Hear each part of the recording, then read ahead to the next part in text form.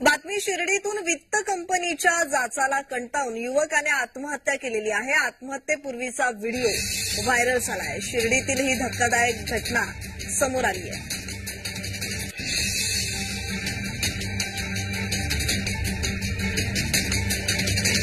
मी सारखा चाकणा मारतो 4-5 दिवसापासून ते मला काही गाडी माझ्या ताब्यात देत नाही।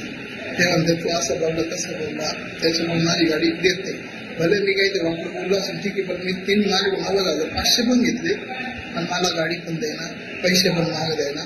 वरती रिपोर्ट मी हेडला त्यांचा मी हेडला फोन करतो, हेडचा फोन पण लागत नाही। मी वैतकलो त्याच्यामुळे मी फाशी घेतली।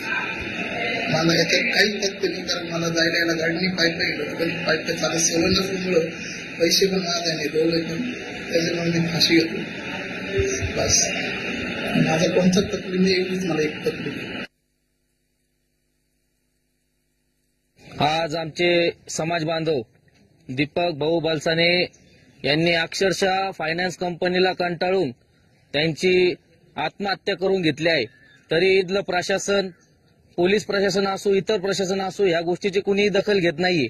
जर आमच्या भावाला न्याय मिळाला नाही तर लहुजी शक्ती सेना ही महाराष्ट्रभर आंदोलन छेडणार आहे आणि जर कुणी ह्या कारवाई न करण्यामध्ये टाळाटाळ करत असेल, पोलीस प्रशासन असो कुणी असो, त्यांच्यावर सुद्धा निलंबनाची कारवाई ही लहुजी शक्ती सेनेच्या माध्यमातून करण्यात येणार आहे। या लोकांच्या छळाला कंटाळून त्यांनी आत्महत्या केलेली आहे। प्रशासनाला आमची एक विनंती आहे की आपण त्वरित या ठिकाणी आज 24 तास या घटनेला उलटून जाते आहे, तरी आश्वी पोलीस स्टेशन सारखं पोलीस स्टेशन गुन्हा दाखल करून घ्यायला अजूनही या ठिकाणी कुचराई करतोय। खऱ्या अर्थाने याच्यामध्ये कुणला नेमके राजकीय या ठिकाणी कुणाचा दबाव आहे का, किंवा पोलीस स्टेशन कुणाच्या आरोपीला पाठीशी घालते का, हा संशय या ठिकाणी कार्यकर्त्यांच्या मनात निर्माण झालेला आहे।